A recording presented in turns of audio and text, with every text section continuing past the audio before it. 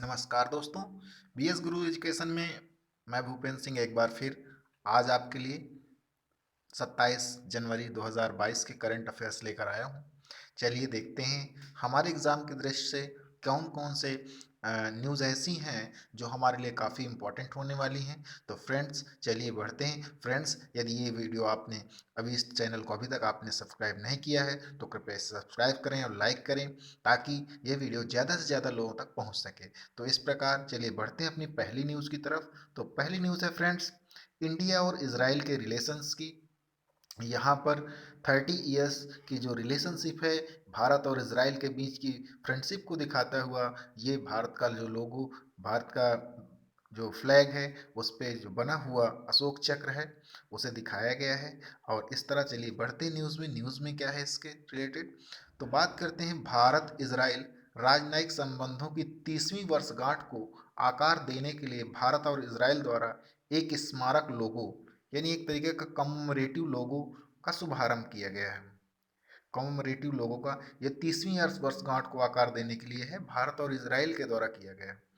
इस लोगो में डेविड का सितारा और अशोक चक्र, जैसा कि अभी हमने देखा, दो प्रतीक हैं जो दोनों देशों के राष्ट्रीय ध्वजों में प्रदर्शित होते हैं और द्विपक्षीय संबंधों की 30वीं वर्षगांठ को 30 अंक का दर्शाता है। और अगर बात करें राजनयिक संबंधों की तो भारत ने लगभग 1950 में ही इसराइल को आधिकारिक रूप से मान्यता दे दी थी। लेकिन अगर दोनों देशों के अन्य महत्वपूर्ण राजनयिक संबंधों की बात करें तो ये 29 जनवरी 1992 को शुरू हुए थे। और भारत दिसंबर 2020 तक इसराइल के साथ राजनयिक संबंध रखने वाला 164वां संयुक्त राष्ट्र सदस्य देश है। और इस प्रकार से आर्थिक और वाणिज्यिक संबंधों की यदि हम बात करें तो दोनों के बीच द्विपक्षीय व्यापार 1992 के 200 मिलियन अमेरिकी डॉलर से बढ़कर अप्रैल 2020 और 21 में लगभग 4.14 बिलियन अमेरिकी डॉलर हो गया, मिलियन से बिलियन में हो गया है। और इसमें रक्षा क्षेत्र को, डिफेंस को छोड़कर बताया जा रहा है और जिसमें व्यापार संतुलन भारत के पक्ष में है। यानी एक तरीके से कहें तो भारत ज़्यादा तौर से यहाँ निर्यात कर रहा है। हीरे का व्यापार इस द्विपक्षीय व्यापार का लगभग 50% है। भारत एशिया में इजराइल का तीसरा सबसे बड़ा व्यापार भागीदार है और विश्व स्तर पर 7वां सबसे बड़ा भागीदार है। तो इस प्रकार भारत और इजराइल के रिलेशन हैं। बात करते हैं और आगे इन्हीं रिलेशनों की। तो इजराइल की जो कंपनियां हैं भारत में ऊर्जा, नवीकरणीय ऊर्जा, दूरसंचार, रियल एस्टेट और जल प्रौद्योगिकी में निवेश किया है तथा भारत में अनुसंधान, विकास केंद्र, उत्पादन इकाइयां स्थापित करने पर भी ध्यान केंद्रित किया है। भारत एक एफटीए के समापन हेतु भी इजराइल के साथ वार्ता कर रहा है। यदि हम रक्षा क्षेत्र को अभी बात किया था कि रक्षा क्षेत्र को छोड़कर हमारा जो व्यवसाय था वो था, तो इस प्रकार से अगर देखें तो भारत इजराइल के सैन्य उपकरणों का सबसे बड़ा खरीदार है। यानी भारत काफ़ी ज़्यादा मात्रा में इजराइल से सैन्य हथियारों को खरीदता है। वहीं इजराइल रूस के बाद भारत का दूसरा सबसे बड़ा रक्षा आपूर्ति करता है। अगर बात करें सशस्त्र बलों ने पिछले कुछ वर्षों में इजरायली हथियार प्रणाली की एक विस्तृत श्रृंखला को अपने बेड़े में शामिल किया, जिसमें जैसे कि Falcon airborne warning and control system, Heron searcher second व Harop drone, Barak anti missile defence system एवं Spice quick response anti aircraft missile प्रणाली आदि शामिल हैं।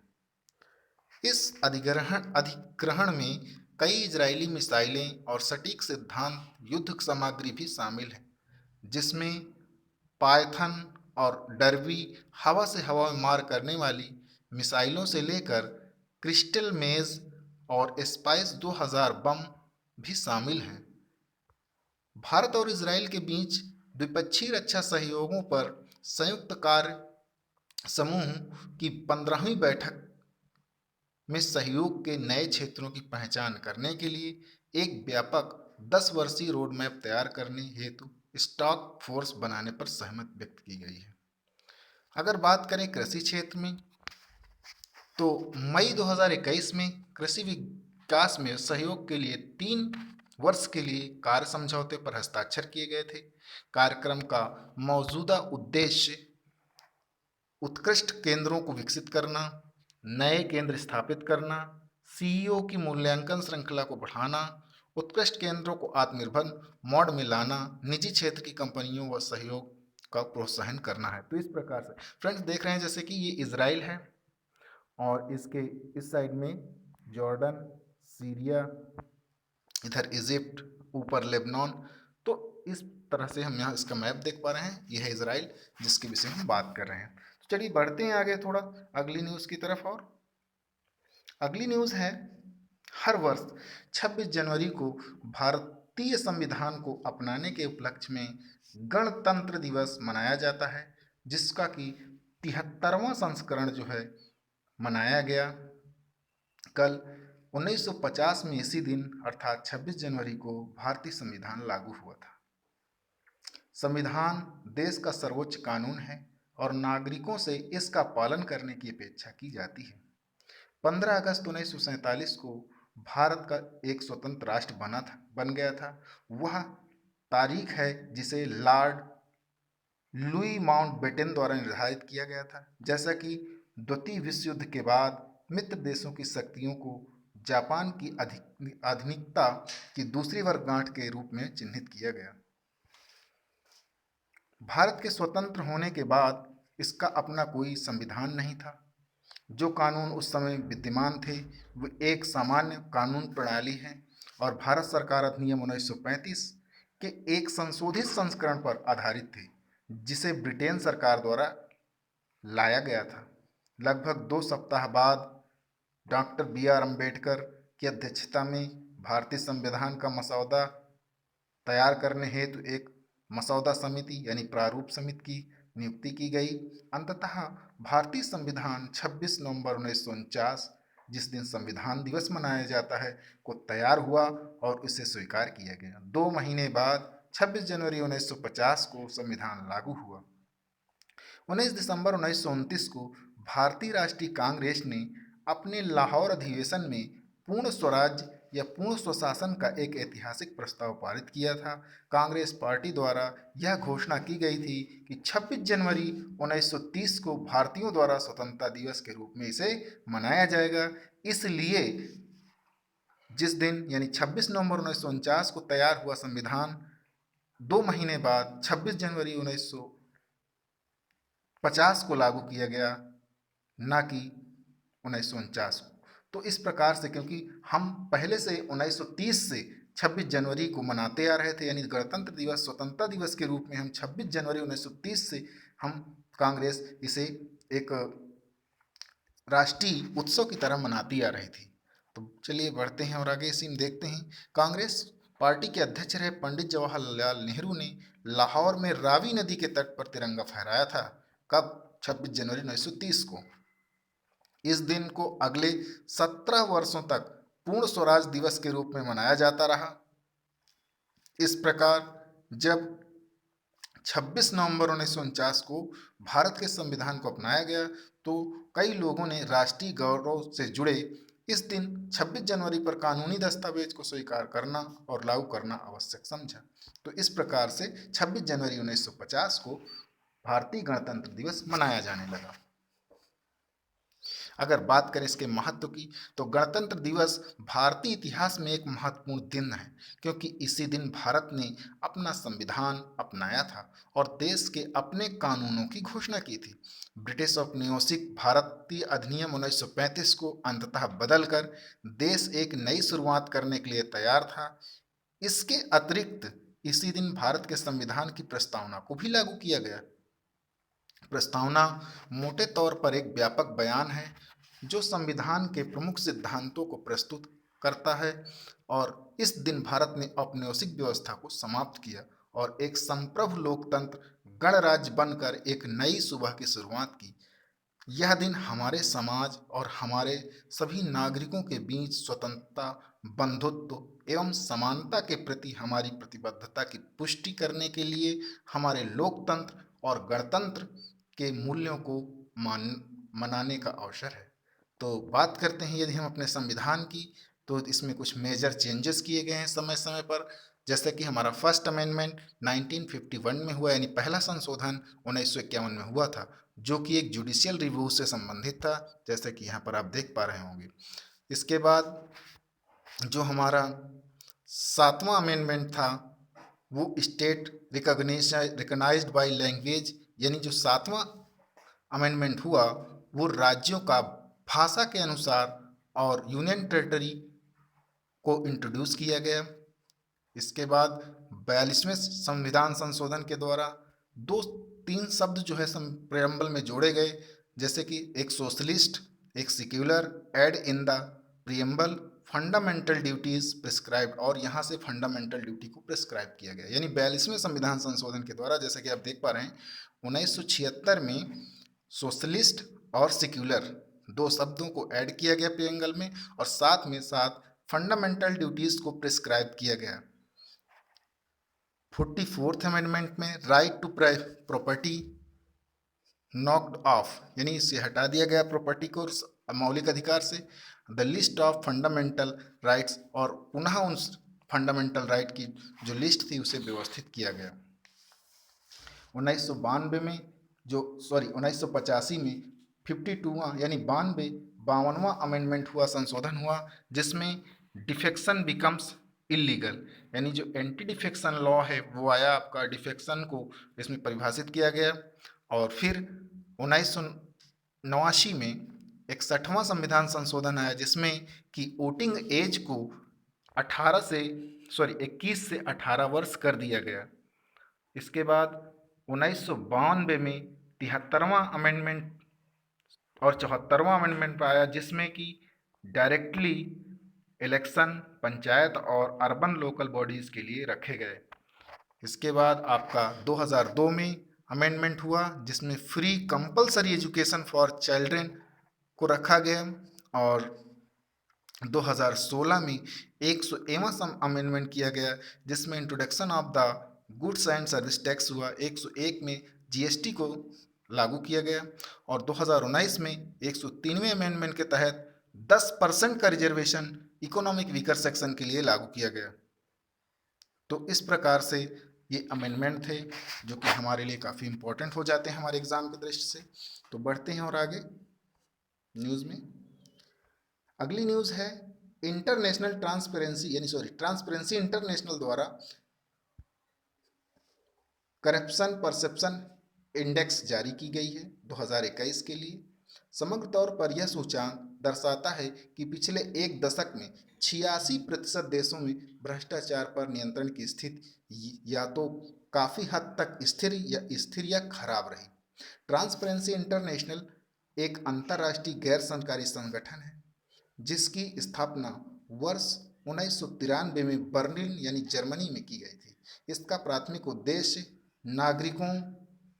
नागरिक उपायों के माध्यम से वैश्विक भ्रष्टाचार का मुकाबला करना, भ्रष्टाचार के कारण होने वाली आपराधिक गतिविधियों को रोकने हेतु कार्रवाई करना। इसके प्रकाशनों में वैश्विक भ्रष्टाचार बैरोमीटर और भ्रष्टाचार बोधक सूचांक शामिल है।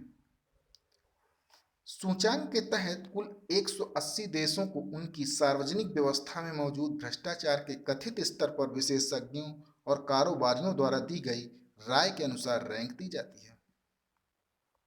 अगर बात करें कि 13 स्वतंत्र डेटा स्रोतों पर निर्भर ये है, और इसमें 0 से लेकर के 100 तक की स्तर का पैटर्न उपयोग किया जाता है, जहां 0 का अर्थ सबसे कम भ्रष्टाचार है और वहीं 100 का अर्थ सबसे अधिक भ्रष्टाचार है। 2/3 से अधिक देशों में यानी 68% का स्कोर 50 से नीचे रहा, और औसत वैश्विक स्कोर 43 पर स्थिर बना हुआ है। तो इस प्रकार से कहा जाता है कि जिन देशों का जो अंक भार है या उनको प्राप्त होने वाला अंक है वो 0 के करीब होगा तो ज़्यादा कम भ्रष्ट राष्ट्र होंगे, और जो 100 के करीब होंगे वो काफ़ी ज़्यादा भ्रष्ट राष्ट्र यानी भ्रष्ट राष्ट्र होंगे, भ्रष्ट देश होंगे। तो इस प्रकार वर्ष 2012 के बाद से अब तक 25 देशों ने अपने स्कोर में उल्लेखनीय सुधार किया है, लेकिन इसी अवधि में 23 देशों ने स्कोर में उल्लेखनीय गिरावट भी आई है। अगर शीर्ष प्रदर्शनकर्ताओं की बात करें तो डेनमार्क, फिनलैंड, न्यूजीलैंड शामिल है, जिनमें से प्रत्येक को 88 88 स्कोर प्राप्त हुए हैं। Norway 85, Singapore 85, Sweden 85, Switzerland 84, Netherland और इस प्रकार जर्मनी और शीर्ष 10 में है। खराब प्रदर्शन करता फ्रेंड्स, यहाँ पर थोड़ा सा मिस्टेक हो रहा है, तो आप सभी लोग थोड़ा ध्यान देंगे। यहाँ जो हमारा पैटर्न है इसमें 0 से 100 तक के स्कोर का पैटर्न उपयोग किया जाता है, और इस प्रकार यहाँ अगर शीर्ष प्रदर्शनकर्ताओं की बात करें तो जो डेनमार्क है और फिनलैंड और न्यूजीलैंड शामिल हैं ये सबसे शीर्ष में, और जिनमें से प्रत्येक को 88 स्कोर प्राप्त हुआ है। और इस प्रकार से देखें तो ये इसका उल्टा हो जाएगा, तो कृपया डाटा के ऊपर थोड़ा ध्यान दें। तो ये सबसे शीर्ष में है डेनमार्क और फिनलैंड, न्यूजीलैंड, इतना याद रखें, स्कोर पे थोड़ा ध्यान न दें। तो इसी प्रकार से खराब प्रदर्शन में आपका सूडान है, सीरिया है, सोमालिया है, सूचांकों में सबसे निचले स्तर पर है। ये इनका अंकों के अनुसार नहीं है, इनका रैंकिंग के हिसाब से इसको बताया जा रहा है फ्रेंड्स कि ये पहले पोजीशन पर कौन रहे हैं। तो भारत का प्रदर्शन अगर देखें तो 180 देशों में 50वें स्थान पर है, वर्ष 2002 में 86वीं, और इस तरह से 19 में 80 पर है। ट्रांसपेरेंसी इंटरनेशनल ने भारत को 40 का CPI स्कोर दिया है। भूटान को छोड़कर भारत के सभी पड़ोसी देशों को निचले रैंक मिली है। इस तरह से सारे पाकिस्तान, सब इन सभी को निचली रैंक प्राप्त हुई है। सर्वोच्च न्यायालय की यदि बात करें, एक याचिका दायर की गई है यहाँ पर, जिसमें कहा गया है कि चुनाव आयोग चुनाव चिन्ह को जब्त करने या चुनाव से पहले सार्वजनिक धन से तर्कहीन मुक्त का वादा करने या वितरित करने वाले राजनीतिक दल को अपंजित करने का निर्देश देने की मांग की गई है। याचिका में यह तर्क दिया गया है कि राजनीतिक दलों द्वारा हाल ही में चुनावों को ध्यान में रखते हुए मुक्त उपहार देकर मतदाताओं को प्रभावित करने की प्रवृत्ति न केवल लोकतांत्रिक मूल्यों के अस्तित्व के लिए सबसे बड़ा खतरा है, बल्कि संविधान की भावना को भी चोट पहुंचाती है। और इसी प्रकार भारतीय राजनीति में मुक्त फेवीज के बारे में अगर देखें तो राजनीतिक दलों के वोट को सुरक्षित करने के लिए मुफ्त बिजली, पानी की आपूर्ति, बेरोजगारी, दैनिक वेतन भोगी श्रमिकों एवं महिलाओं, लैपटॉप, स्मार्टफोन जैसे गैजेट आदि को देने का वादा करते हैं। याचिका के बारे में अगर और कुछ जाने तो याचिकाकर्ता का कहना है कि तर्कहीन मुक्त के मनमाने वादे स्वतंत्र और निष्पक्ष चुनाव हेतु चुनाव आयोग के जनादेश का उल्लंघन करते हैं। निजी वस्तु सेवाओं का वितरण से जो सार्वजनिक उद्देश्यों के लिए नहीं है, सार्वजनिक धन से संविधान के अनुच्छेद 14 कानून के समक्ष समानता, 162 राज्य की कार्य शक्ति, 266 3 भारत की संचित निधि से व्यय और 282 विवेकाधीन अनुदान का स्पष्ट रूप से उल्लंघन है। तो इस प्रकार से जो दल इस समय कानूनी रूप से कह रहे हैं कि हम आपको लैपटॉप या सभी देंगे, तो पर्सनल चीज़ें हो जाएंगी, इसलिए इस याचिका में कहा गया है कि ये सारी चीज़ें किसी व्यक्ति विशेष को दी जाएंगी, ना कि सार्वजनिक रूप से। तो इस प्रकार से ये एक गलत है और इसे इलेक्शन कमीशन को रोकना चाहिए। तो देखते हैं और आगे इसके विषय में। याचिका में सर्वोच्च न्यायालय से इस संबंध में कानून बनाने के लिए संघ को निर्देश देने की भी मांग की गई है। इसने चुनाव चिन्ह, आरक्षण और आवंटन आदेश 1968 के प्रासंगिक पैराग्राफ में एक अतिरिक्त शर्त जोड़ने के लिए चुनाव आयोग को निर्देश देने की मांग की है। यह एक राज्य पार्टी के स्वरूप में मान्यता हेतु शर्तों से संबंधित है। राजनीतिक दल चुनाव से पहले सार्वजनिक उपहारों यानी मुफ्त उपहारों के वादों के पक्ष में तर्क अपेक्षाओं को पूरा करने हेतु आवश्यक, भारत जैसे देश में जहां राज्यों में विकास का एक निश्चित स्तर है या नहीं, चुनाव के उदय पर लोगों की ओर से ऐसी उम्मीदें होती हैं जो मुक्त के ऐसे वादों से पूरी होती हैं। इसके अलावा जब आसपास के अन्य राज्यों के लोग विभिन्न सत्तारूढ़ दलों के साथ कोई मुक्त उपहार वितरित किए जाते हैं तो तुलनात्मक अपेक्षाएं भी उत्पन्न होती हैं। कम विकसित राज्यों के लिए सहायक यानी गरीबी से पीड़ित आबादी के एक बड़े हिस्से के साथ तुलनात्मक रूप से निम्न स्तर के विकास वाले राज्यों के लिए इस तरह के मुक्त उपहार आवश्यकता मांग आधारित हो जाते हैं और लोगों को अपने स्वयं के उत्थान हेतु इस तरह की सब्सिडी की पेशकश करना आवश्यक हो जाता है। तो इस प्रकार ये न्यूज़ थी। तो फ्रेंड्स बढ़ते हैं अगली न्यूज़ की तरफ। अगली न्यूज़ है स्पाइस एक्सचेंज पोर्टल। तो इसे मसाला भारतीय मसाला बोर्ड भी कहते हैं द्वारा एक्सचेंज पोर्टल की लॉन्च किया गया है।